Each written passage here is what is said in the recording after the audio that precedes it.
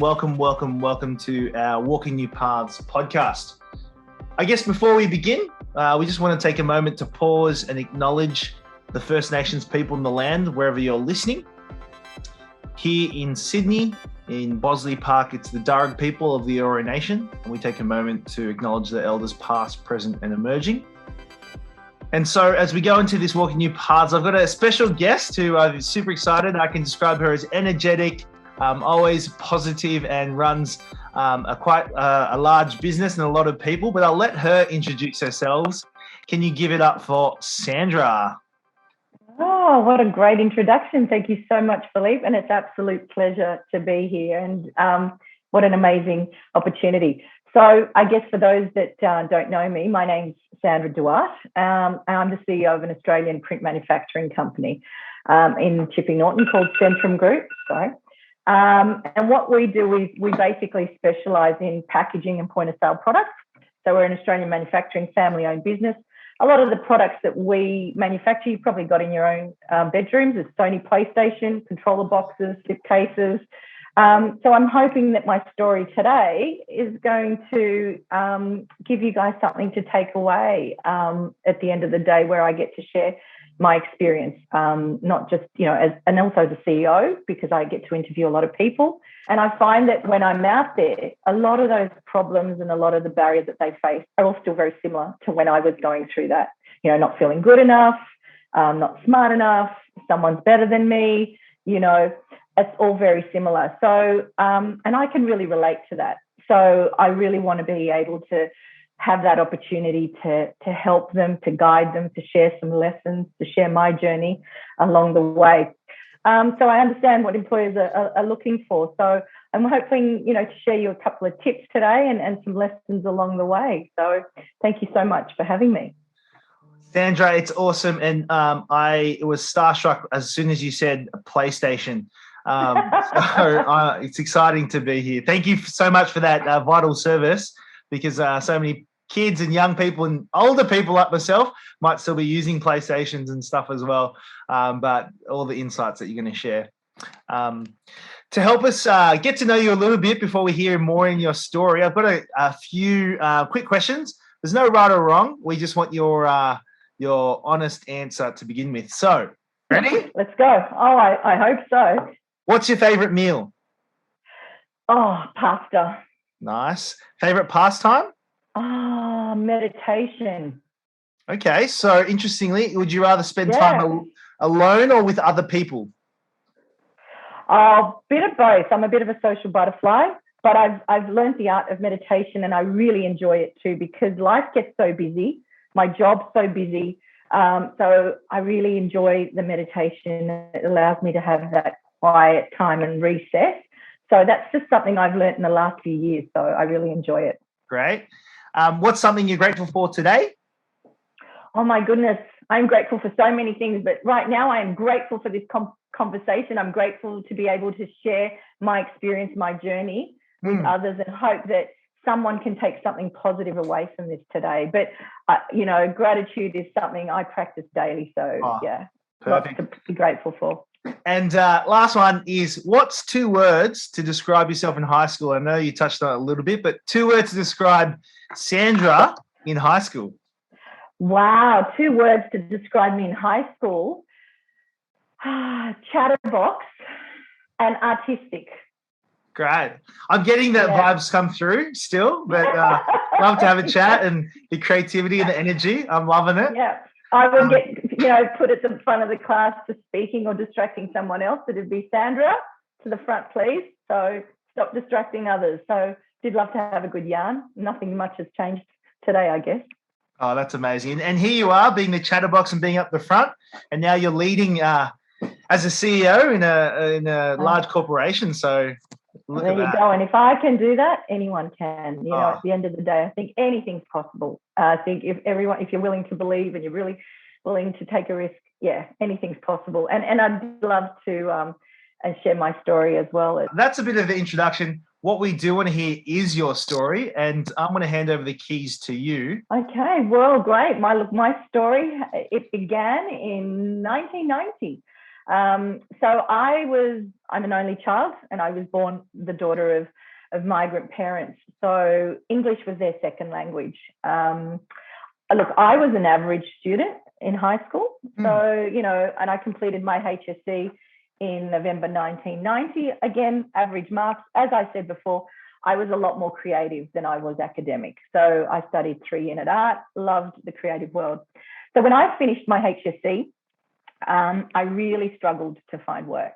So in those days, we didn't have internet, we didn't have email. So I would literally type using a typewriter, and I typed over 100 letters to various companies of advertising agencies, because that was my dream job at the time. I really wanted to work in an advertising agency. So I remember sending out over 100 letters. And in those days, there was no Google. So I had to use what we had, it was called the Yellow Pages directory. It was a big telephone directory book. And I went through all of that and got all the names and the agencies and basically sent out over 100 letters. Didn't have much luck. And if I did, any replies that came back were virtually saying, no, sorry, we don't have any positions. So it was really tough. It was very frustrating.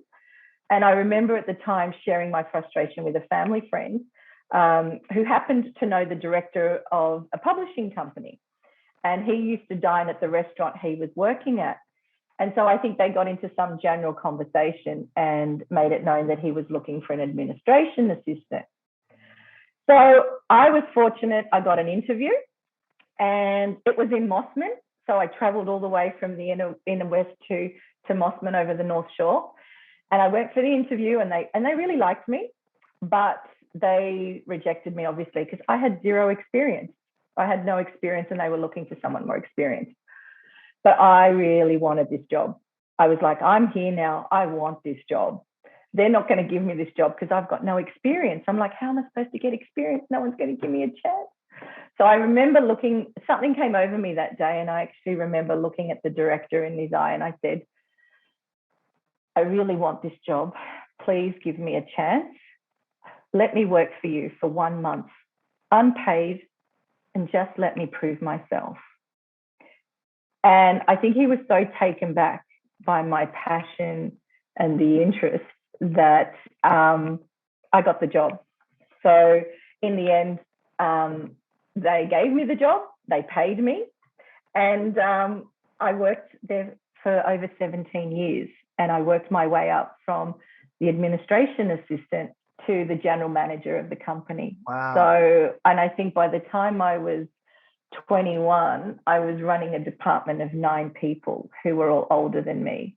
And what I did is, so I had my full-time job, and I did all my study in the evening. So I graduated from printing technology. I graduated from marketing. I did people management at the Institute of Management. I also did business and sales. So while I was working and gaining all of this great experience in the real world, yep, I was also doing my study in the evening, which was really collaborative. So it was really good because what I learned, I could apply, and what I was learning, I could also work out how to apply. So having had that journey and having had that experience, then led me to move into print manufacturing. So in 2008, I joined Centrum as the general manager, and I've been there for now over 13 years. Wow. And so last year I was promoted to the company's CEO, which was great because in our industry, in manufacturing, it's a very male-dominated industry. And also is our company. We only have probably less than 10% females in our company. So it was great to be able to be that level of inspiration to younger women or to other business women, to know that it is possible. So that was great. But in saying all of that, it was never easy, because I was just like everybody else, and I was haunted with those same barriers of, not the self-belief, always thinking that somebody else was better than I was, and why would they hire me? I had no experience. Was I good enough? So for me, I always look at that and I think, well, that director of that publishing company, he gave me opportunity. He gave me an opportunity, took a chance with me and gave me that opportunity to actually learn and to grow, which in turn built my self-esteem, my confidence. And then it allowed me to shine and discover that I actually had a gift for leadership and people management, which is really where I excel at and have within my career. So it's been a really interesting journey. It was never an easy one.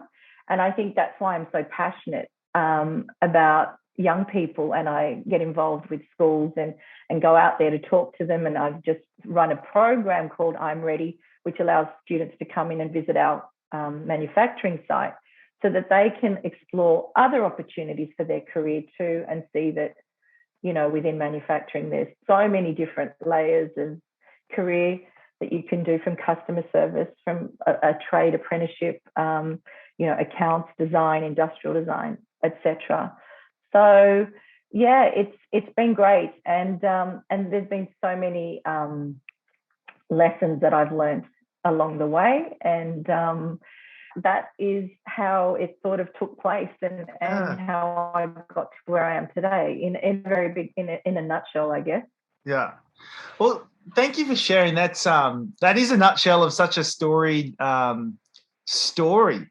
I can only imagine being the person in Mossman, that CEO who was seeing the enthusiasm, you know. Absolutely, and they were great mentors, and that's the thing, you know. And I say to young people today, I think that it is so important to have that career and really invest the time and effort in finding what it is that you actually want. And I've actually got 5 power whys as to why you need to find a career and why having a career is really important. Yeah, definitely. So if you want to hear them, I'm happy to share them. I think I'd love to. Let's go. Yeah. Okay. So let's go. So these are my 5 power whys in terms of why having a career is really important. Number one, it's going to help you create your identity. So number one is identity. So having a meaningful career is that you're going to love, is going to create your identity. You spend half of your time in life at work. And it's really one of those questions that most people ask you when you meet someone new. They'll always ask you, so what do you do? You know, so having that career really helps you create that identity. Number two, it's going to help you with your confidence. 100%. So having that job is so important in building your confidence and your self-esteem. It's because when we're confident, we're likely to move forward, we're likely to grow, where new opportunities come in. It increases our communication, and it really just helps us believe in ourselves, having that sense of confidence. Number three reason why is that it's going to help you with purpose. So living a purposeful life leads to fulfillment. It creates opportunity again. So you get to employ, you can lead, service others. It's going to inspire you to do more. You know, and I get inspired because I wake up and I have purpose every day. I love what I do. I get up, I go to work, and I get to work with another great team of people who are filled with purpose as well. Number four, it's going to help you create fulfillment as well. So as much as purpose is important, fulfillment is there too. So that sense of fulfillment allows you to experience more happiness in life. You know, it's going to allow you to focus on things that bring you joy, gives you a sense of gratitude, and really allows you to appreciate the success and growth that you do along the way. And finally, my number 5 why is that it's going to give you a great sense of achievement. You know, that great feeling of setting goals and achieving them, feeling proud of the work that you do. You become engaged, you're more motivated, you want to improve on your skills, and you really just want to do better. So I think it's really important that the young people today understand that it is really important to find that career, that job that it is that you want to do, no matter what, because it is going to help you with creating identity, confidence, purpose, fulfillment, and achievement, which are all really, really important. And I think getting to where I am today, I've learned that there's so many lessons, and there's certain things that we have to do. And I've got 5 power tips for success that I want to share as well, which is number one, put yourself out there. So really important to put yourself out there, because it's the case of if you don't try, you're never going to know. And if you don't ask, the answer's always going to be no. So I think I was a pure example of that. I put myself out there in that interview. I put myself out there and I begged for that job. I wanted it. I begged for it. I thought, well, what have I got to lose? And had I not put myself out there, my career path today could have probably been very different, because I may not have got that job. I'm actually convinced I probably wouldn't have got the job. Yeah. So my message and my lesson there is, take that extra leap of faith, because you've got nothing to lose. And really, at the end of the day, what's the worst that can happen? You're really going to end up in that same place that you were before you put yourself out there. And you'd be surprised. You could be really surprised with the outcome. And I really am a big believer that amazing things can happen when you're really willing to put yourself out of your comfort zone. So big lesson, success lesson number one is really put yourself out there. Yeah. Number two lesson I've learned along the way is don't be afraid to make mistakes. Big one, because I think we all worry. Mistakes are important in becoming successful. They teach us what sort of doesn't work, and it encourages you to find better ways and to think better. And think of it as a lesson to move forward. Yeah. And I can assure you, and I guarantee you, hands on heart, there isn't a successful person on this planet who hasn't made mistakes or failed along the way. Yeah, so, I think that experience is our best teacher. It really is. And I have a favorite saying that I think my children are so sick of hearing, and I do share it when I go out to many schools. But I want everyone who's listening is to remember that the expert at anything was once a beginner. Yeah. So we all have to start somewhere. No one is born perfect at a skill, trait, or profession. You know, I had no experience. I couldn't even type. I couldn't even use a computer or a switchboard. And I can only tell you how many people I must have hung up on, or how many files that I typed and lost on the computer because I hadn't saved, or so many different mistakes along the way. But I think mistakes are really important in terms of growing and in terms of learning. So really important number two lesson is don't be afraid to make mistakes. My third takeaway on this is follow your true passion. So some of you are probably saying, look, I don't know what I'm passionate about.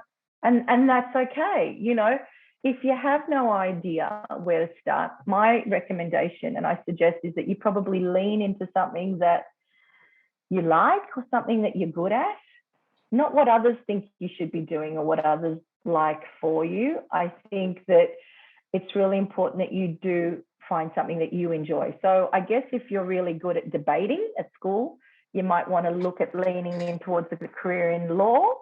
Or if you're great with graphics, you could get a job in gaming, Sony, or you could do something in design.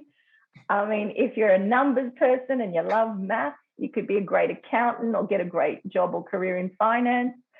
I think it's really important that you find something that you really enjoy and that you like doing, and lean into those areas, because we don't always know what we want to do. And I guess sometimes you might have to go along different paths to actually get to where you're meant to. So sometimes you might have to try some different things along the way. But it's that whole saying, you know, when people say, you know, if you love what you do, you'll never work a day in your life. So I think if you can really find something that you're going to follow your passion, something that you enjoy doing, I think you're on the right track.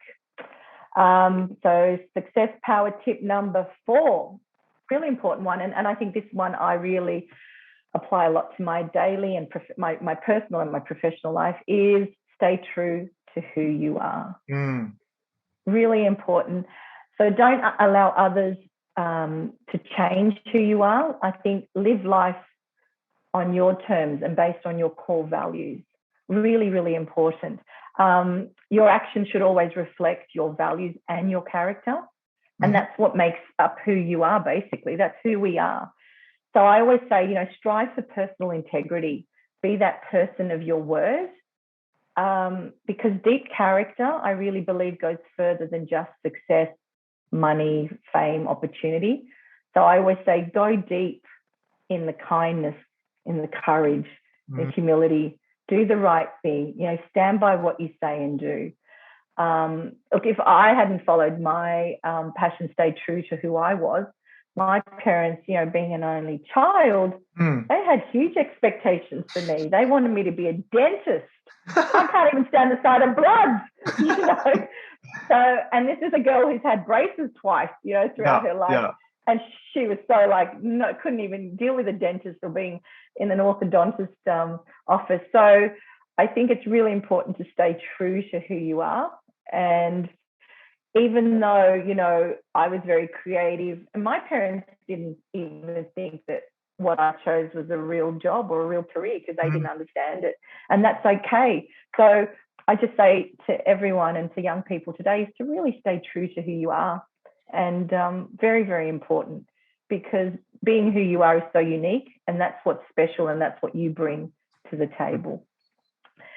And power tip number 5 is you don't have to have it all figured out. Yeah. Okay, you don't have to have it all figured out. And it's okay if you don't know what you want to do when you finish school. Totally okay. And you might think that everybody else does, but guess what? They actually don't. Some are just really good at blending and pretending that they know, and they can really put it out there, and you think, oh God, they know what they're going to do and I don't know what I'm going to do. But I always say, don't measure yourself on others' journey, because you're not on the same journey. You're all on different paths. So it's really, really important to trust that life will unfold for you as it's meant to. And sometimes, like I said earlier, you're going to have to try a few things, a few different things before, you figure it out. Well, many of us who have had careers for 10 or 15 years are still trying to figure it out.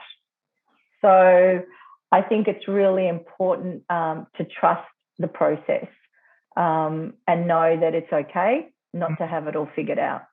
Things will happen when they're meant to. But really important thing to remember is that you have to enjoy it. You have to have some fun along the way. Yeah. So I'll just recap those. That was number 1, put yourself out there. Number 2, don't be afraid to make mistakes. Number 3, follow your passion, your true passion.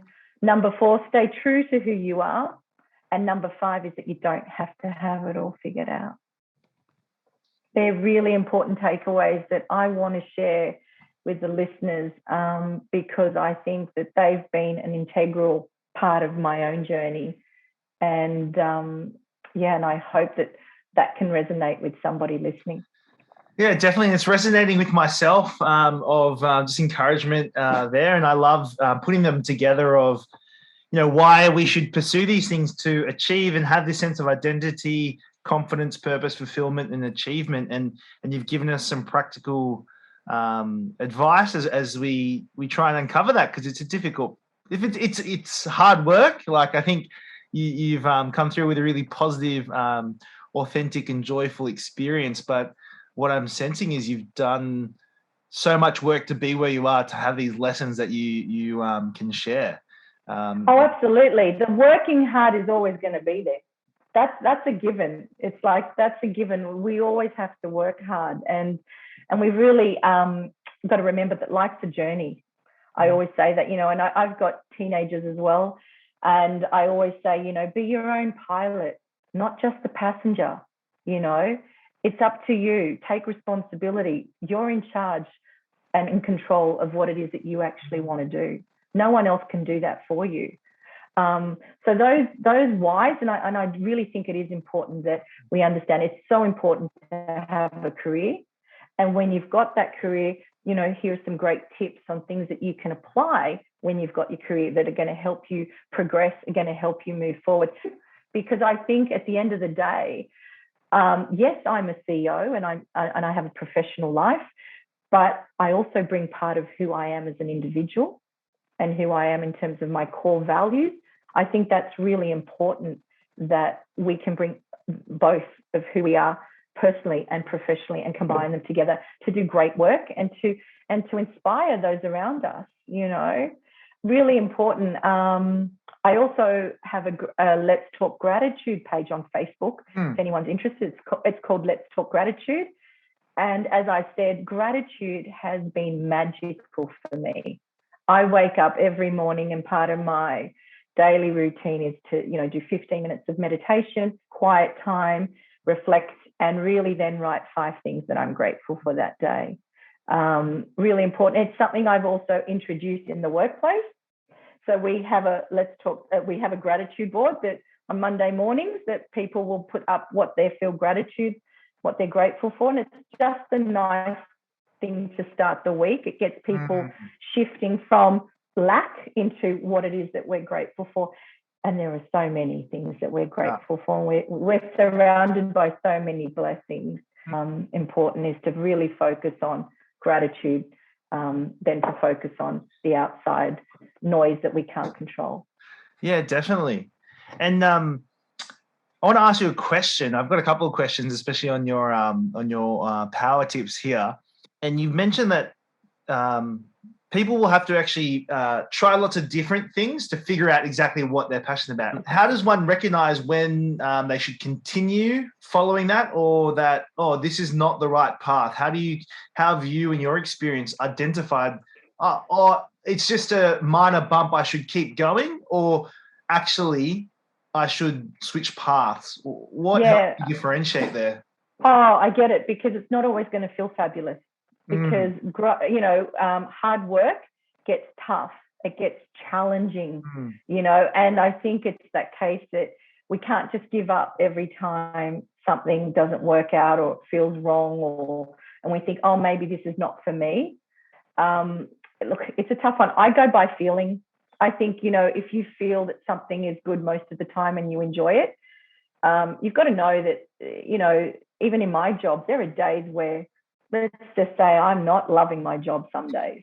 Yeah, I'm not. And I'm not. And that's the reality. And if I was to take those days when I'm not loving my job and go, well, maybe that job's not for me, maybe I need to change careers, I think we have to push past those challenges, because those challenges and those feelings are always going to be with us, whether it's in business or in our personal life. It's like anything. I think you just have to keep pushing past that.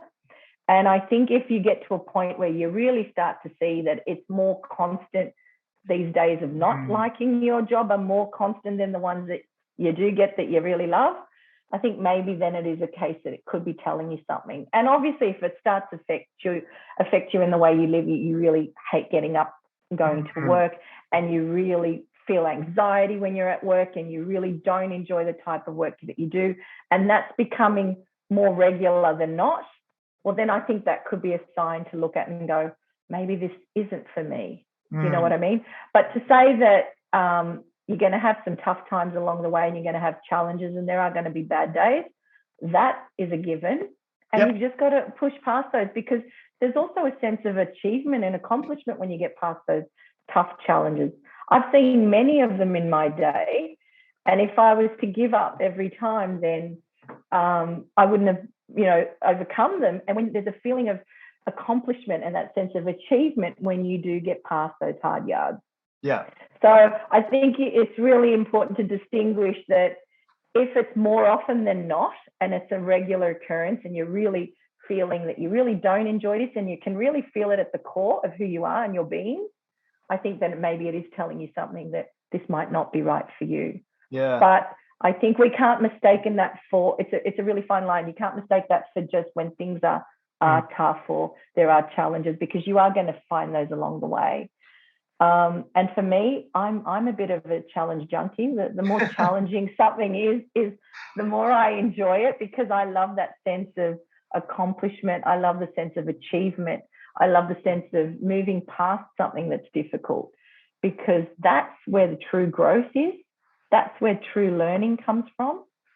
So I hope that answers your question. That was a good question, by the way. That was a tough one. I had to sweat for that one. That was a good one. I've got a few more because it's absolutely, great. Absolutely. I love it, and the good distinction that it's going to be tough, but looking at the bigger trends, if it's regular or not. And it brings me to my next question of, I love this, that don't be afraid to make mistakes, and we're all going to do them. And maybe there's a story in there that you can share of a mistake that you really learned something. But is there a go-to process when you do make a mistake that's helped you move past them? Yeah, good one. And look, I think, like as we said, mistakes are necessary.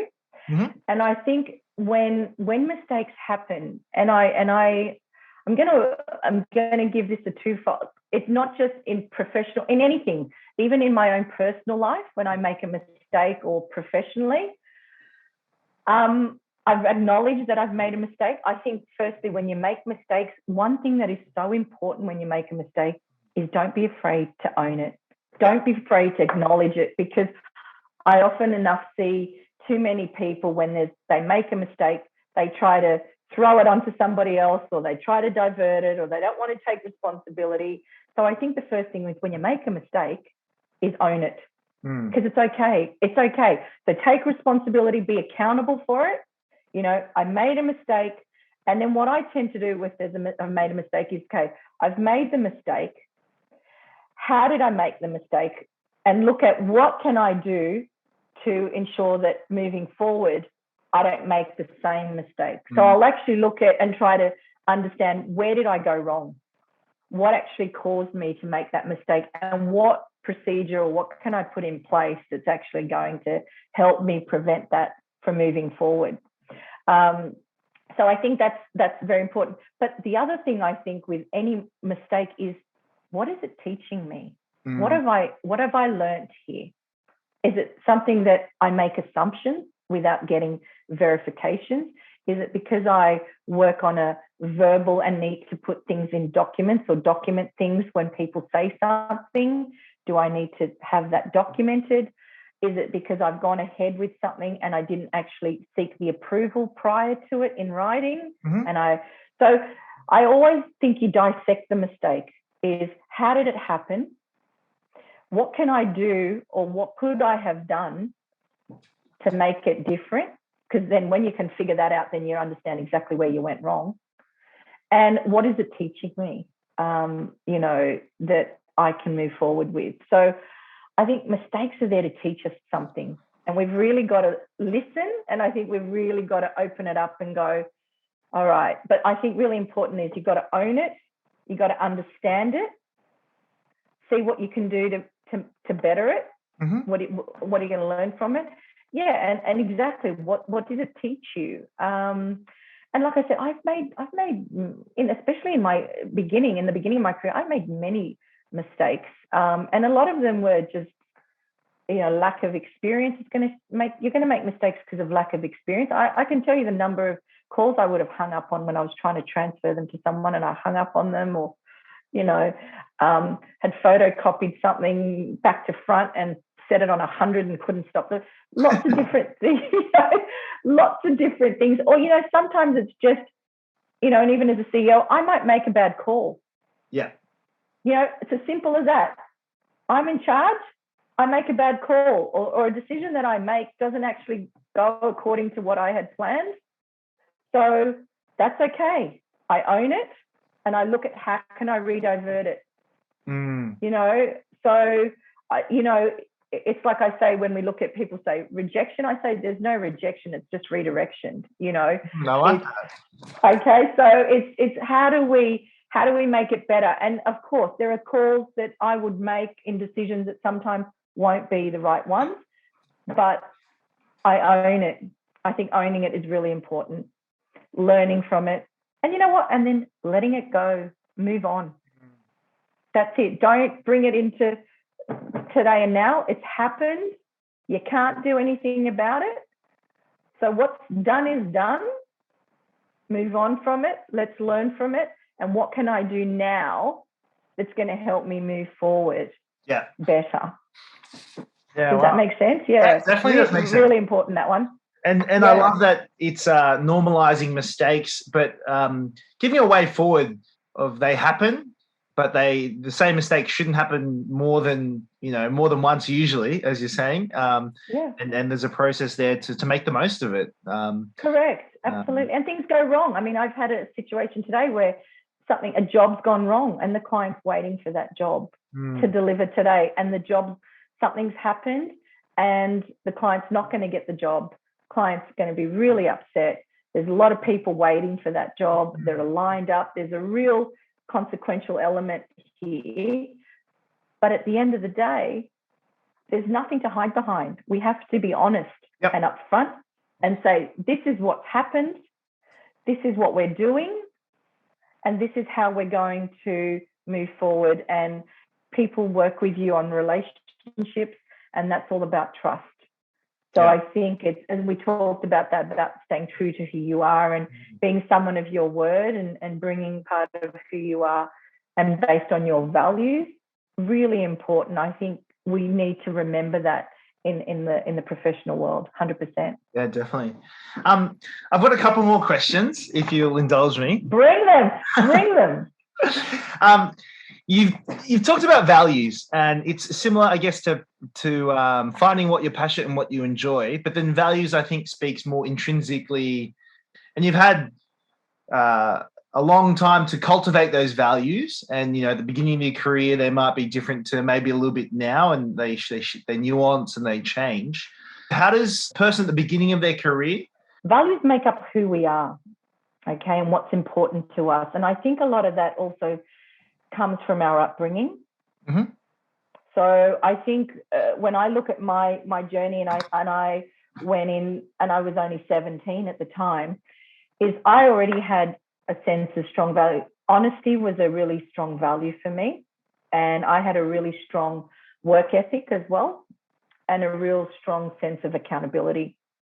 And I think that those values, I think we all have. They're all within us. Sometimes we're just not aware of how strong they might be. And I think that certain situations in life will bring your values to question, I think. When you are in a situation or you're put in a position, I think that when you have to make certain decisions, I think that's where your true values come up. It's what are you willing to do or sacrifice, or how much of your own self are you willing to give away for doing something that's going to please somebody else or that's right for somebody else. You know what I mean? Yeah. I think those values are really, truly important because they are ours, and I don't think anyone can take them away from you. Mm-hmm. They're inbuilt. And I think our job as we get older is to really hone in on them and to understand how strong they are. Yeah. When we talk, you might be in a position, it could be at work where somebody asks you to do something that's not really right and wants you to cover up on a mistake that's happened. And you think, not really, you might do something because you're worried you might lose your job or they're above you or whatnot. What I say to that is that if your value is a sense of honesty and integrity or whatnot, is bring part of who you are. Don't be afraid to, say no. I'm sorry, I won't do that, because it isn't the right thing to do. Yeah. I think strong values speak volumes. And I guess I have some pretty strong values, and I've learnt, and they've become a lot more known over the years. And I think that's why I really believe in levels of authenticity, is you want to bring that authentic self, that authentic part of me that reflects who I am. And I think people can see that immediately. When you live by your values and they're an obvious part of who you are, I think others can see that. And I think that it's definitely embraced more than it is looked upon in a negative. So I think values are really important. I think it's got a lot to do with how we're raised, and the values that we were taught growing up too, and really about what's important. What are you willing to compromise? How far are you willing to go? Yeah. You know, that's all part of knowing what your values are. Yeah, wow. I hope that one answered that one. You got some really good ones there, but yeah. What I'm getting from that is there's a set of values that you emerge from life with, and you kind of discover them when you're put in a situation that you've got to exercise the values. 100%. And then as you continue to exercise, you really discover what you're keeping with you or what's kind of letting go. I think everybody has their set of values. It's really understanding how strong they are, what they are, and then living life in accordance with them. Yeah. Bringing them with you every day, no matter what you do, making sure they're with you all the time. Oh, that's great. And this is interesting because you're a parent as well. You're a CEO, and you've had people who've come through Lasallian education. It is a tough one because, as we've mentioned, our parents give us our values and a sense of direction. What advice would you give to a young person who's trying to be respectful and acknowledging of their parents, but also being pulled in a passion? Like you mentioned in your own story, your parents wanted you to be a dentist. Really good one. And the other thing is, for me, I had to go through the whole feeling of disappointing my parents because I got into university and I didn't want to go to university at the time because I wanted to get a job in advertising and I wanted to study at night. So that was very much to my parents' dislike. So it was very disappointing in their eyes. I still today sometimes, they still say I never went and did what they wanted to do. And I think being a parent, yep, I understand that as parents, we want the best for our children. Okay. And my parents, having been migrants and having come to this country, they wanted the best for me. I'm surprised they didn't want me to be the Premier of New South Wales or something like that, So what I'm saying is, as a parent, we want the best for our children. And that's okay. I'm a parent. I want the best for my children. But at the end of the day, as a more modern parent these days, and having learnt from my own mistakes with, my own parents, is that I think that it's important that you follow what it is that you want to do. My parents didn't even understand what my job meant. They didn't even think it was a real job or a real profession. They wouldn't even share it with their friends, I think, because they were so embarrassed that some advertising rubbish that she's doing, So what I'm saying is, but they saw me follow my passion. They saw me succeed. They saw me grow. And, today I think they couldn't be prouder that, I've done what I've done. Because at the end of the day, they realize that this journey is mine, not theirs. And sometimes it's hard for parents to detach because they've also got those limited beliefs and the expectations of what they want for their children.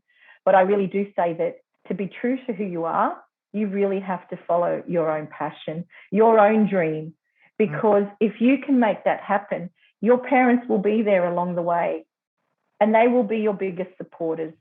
And as you succeed and they see you happy and they see you thriving, they're going to feel that sense of joy and happiness and pride as well.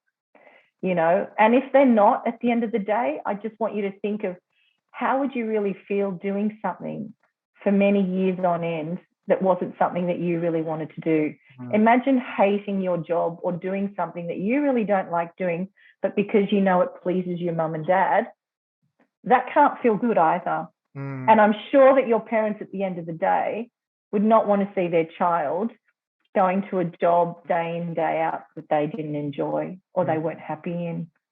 So I think that this is your journey. This is your life. And as I said, you are the pilot. So important. And with my daughters too, as a mum, I'll be guilty. I would have loved one of them to sort of follow in business or do something. But they've got their own journey. They're both wanting to be teachers, and I say to them, that's their life. As parents, we can only raise them to a certain level, and then we teach them what we can.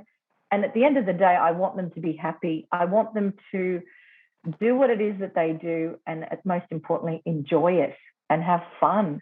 Life is short, and we don't get a dress rehearsal, people. this is it. You don't get to do this again. So I say live it, love it, and, laugh along the way, because, this is about you.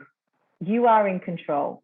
You're going into the stage, you're going to become adults, you become 18, and it's time for you to start recognizing what is it that you like, what is it that you want to do. And as we discussed over there, sometimes you're not going to find that straight up. You might have to go along certain paths and get there. But I think staying true to who you are is so important.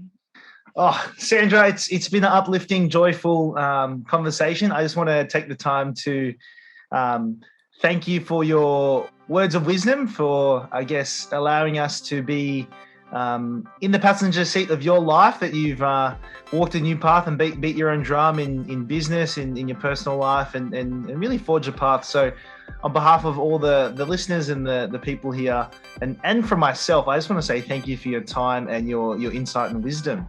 So thank you so very much. It's been an absolute pleasure. And I'll just leave you with the words that, just trust the process, because things will come, things will happen when they're meant to. Don't rush life. Let it unfold as it's meant to. But most importantly, stay amazing